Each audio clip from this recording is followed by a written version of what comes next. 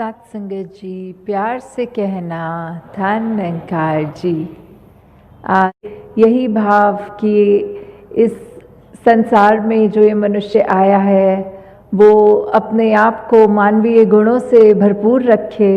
क्योंकि जीने की ये कला तभी संभव है, तभी एक सफल जीवन है जब ये ब्रह्म ज्ञान रूपी दात प्राप्त करने के बाद ये भक्ति भरा जीवन हमारा पल पल हो जाता है। और सेवा सिमरन सत्संग के सहारे जब हम ये कोशिश में लगते हैं कि हर पल एक मनुष्य के शरीर में आए हैं तो ये भाव भी, ये गुण भी सब मानवीय हो जाएं, तो कैसे ये ह्यूमन वैल्यूज़ हमको सिर्फ कुछ पलों का सहारा ही नहीं, पर अगर हमारे चरित्र में जितनी ढलती रहें उतना ही ये जीवन खूबसूरत होता जाता है। हम इस संसार के लिए वरदान बन जाते हैं। एक महक जो होती है, वैसे ही जैसे एक शायर ने भी कहा है कि जियो तो फूलों की तरह और बिखरो तो उसकी महक की तरह। तो कैसे एक खुशबू की हमने तरह रहना भी है, जहाँ फूल में कांटे होते हैं, फूल की अपनी सुंदरता भी होती है, खुशबू भी होती है, उसकी पंखुड़ियाँ चाहे कितनी भी सॉफ्ट हों, कोमल हो, पर वो कोई भी उस अगर बगीचे में हो और एक फूल खुद भी सिर्फ ये नहीं कहता कि मेरे कांटे हैं तो मैं अच्छा नहीं हूँ, या फिर वो माली जिसने वो फूल उगाए हैं वो उस फूल से थोड़ा कम प्यार करता है जिसमें ज़्यादा कांटे होते हैं, नहीं। तो जब हम एक फूल में कांटे और उसकी कोमल पंखुड़ियाँ भी देख रहे हैं, तो उस तरह एक जीवन है हमारा भी जो होना चाहिए कि किस तरह हर एक के ये अगर कोई चुभन देने वाली बात है, कोई कांटों की तरह है, तो भी वो एक्सेप्टेंस वाली बात कि हर एक को अपनाना है। सबका आकार अलग होता है, सबके काम अलग होते हैं, फिर भी वो एक हर एक के साथ सहयोग करते हुए, हर एक के साथ वो कंधे से कंधे वाली बात, वो एकत्व वाली बात, ये यूनिटी इन डाइवर्सिटी, ये हर एक का वननेस वाला भाव।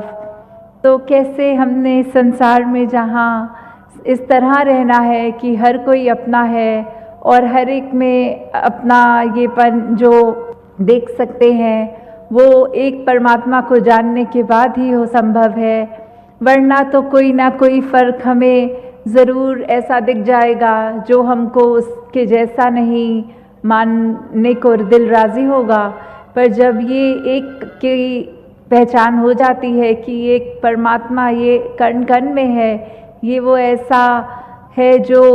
हर एक में बराबर है, हर एक के अंदर उतना ही है जितना हम में है, तो फिर ये जीवन बहुत ही सुंदर, बहुत ही आसान भी हो जाता है। चाहे वो दीपक का एग्जाम्पल लें कि वो आकार दीपक का अलग अलग हो सकता है, पर वो जो उसके अंदर लौ होती है, ये रोशनी होती है, ये एक आग जब उसके अंदर लगाते हैं तो वो कॉमन आग होती है, उस आग में फ़र्क नहीं होता। चाहे कोई लाल रंग का दीपक हो, चाहे हरा हो, चाहे कैसे भी पेंट किया हो,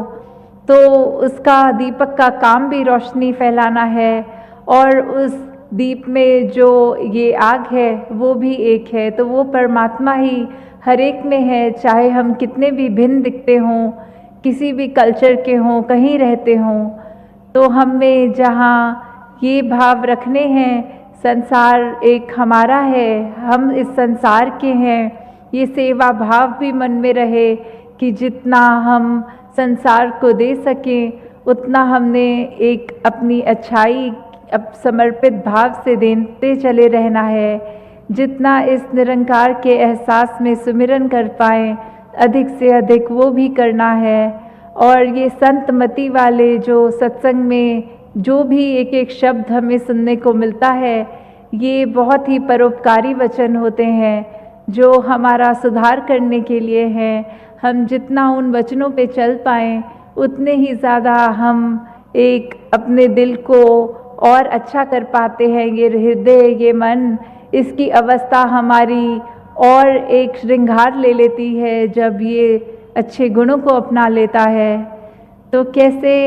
हमने जीते जी ये बात जो आज भी सत्संग में भोली वक्ताओं ने कि कैसे एक जो सच्चाई है जीवन की वो मृत्यु है, कि ये सांसों ने तो चले जाना है, तो जीते जी जो इसका हम एक इसमें से फुल पोटेंशियल की बात की, सबसे ज़्यादा हम अपनी ज़िंदगी को जीते हुए जो इसका पूरा भरपूर एक सदुपयोग करें, तो वो भी तभी संभव है जब इसके सांसों की लड़ी चल रही हो। क्योंकि जब इसने ख़त्म हो जाना है तो कोई कार्य ऐसा नहीं जो हम कर पाएंगे। जो भी कार्य करने हैं वो जीते जी ही करने हैं। और इसमें प्रथम वही बात कि अपनी पहचान कर लो। इस परमात्मा को जब देख लेंगे, इसको जाना जा सकता है, उसको जान लेंगे, तो उसके बाद हमें अपनी भी पहचान ये समझ आ जाएगी कि हम क्या हैं, इस संसार में क्या लक्ष्य लेके आए हैं और सांसें ख़त्म होने के बाद कहाँ जाना है। फिर वही बात जो किसी भी रिलीजियस स्क्रिप्चर में देखें, कोई भी जो जहाँ आस्था रखते हैं उससे मेल खा के देख लें, तो ये मोक्ष मुक्ति इसकी भी जो बात है ये किससे संभव है, ये इस ब्रह्म ज्ञान द्वारा ही संभव है। तो जहाँ हमने अपने आप को उस रूप में देखना है, वहाँ ही अपना ये सुधार के लिए हर पल जोड़ना है कि संसार में हम आए हैं तो अपनी खूबसूरती सिर्फ तन को ना सजाएं, अपने मन को भी सजाएं और ऐसे गुणों को अपनाएं जो हमारे भले के लिए तो है ही, बल्कि ये संसार के लिए भी परोपकार में जुटे रहें। तो एक कहानी भी जो ध्यान में आ रही है कि कैसे हमें एक दूसरे पे उस तरह नहीं फरेब की बात आती है, ये मन में धोखे आ जाते हैं। तो कैसे एक गांव में एक जिनके पास फार्मर पर वो डेयरी फार्मिंग वाले जो एक दूध का व्यापार करते हैं, एक माखन बेचते हैं, तो कैसे वो एक अपने दुकान पे आते थे जो ब्रेड बेचते थे, तो उन्होंने ऐसी एक अंडरस्टैंडिंग की हुई थी कि जितने वेट का आप मुझे ब्रेड दोगे उतने वेट का मैं आपको माखन दूंगा। तो ऐसे ही उन्होंने ये सालों साल चलाया और इतना उनका आपस में ट्रस्ट बन गया कि फिर वो तराजू में रखने के लिए वो रखते नहीं थे, वो बस एक दूसरे को एक पैकेट वो एक्सचेंज रूप में मुंह से बोल के कि ये इतना ग्राम है इसमें, तो ऐसे ही ये लड़ी चलती रही। फिर एक दिन वो ब्रेड बेचने वाले के मन में ये बात आई कि मैं देखूं ये माखन मुझे कितने ग्राम का मेरे मित्र ने बेच दिया है। तो जब ऐसे देखा गया तो वो कम था और उसको बहुत ही उस पे ये बात अच्छी नहीं लगी। वो इस बात को अपने सरपंच में, ये पंचायत में भी जब लेकर गए तो वही बात आई कि उन्होंने भी कहा कि इसको एक ही तरीके से देखा जा सकता है कि हम उसी तराजू पे वो आज की बिक्री की ब्रेड को रखेंगे और मक्खन को, तो पता चल जाएगा। तो सभी के सामने बात यही आई कि जो माखन तोलने वाला था उसके पास तो घर में तराजू भी नहीं था, वो अपने हाथ पे जितनी ब्रेड का वज़न होता था उतना वज़न मक्खन का करके ही देता था। तो पहले मन में ये ब्रेड बेचने वाले के आया कि मैं उसको कम ग्राम दे दूं और उसने तो वादा किया है भरपूर पूरा ही उतना करेगा। तो कैसे ये विश्वास की बात होती है, कैसे हम एक दूसरे के लिए अगर सोचते हैं कुछ और उसके लिए मन में कुछ बुरी एक अपने मन को नेगेटिव कर लेते हैं, जो अभी सत्संग में भी जिक्र आ रहा था, we should be negative about negativity. हर एक चीज़ के लिए हमें जो हमारे को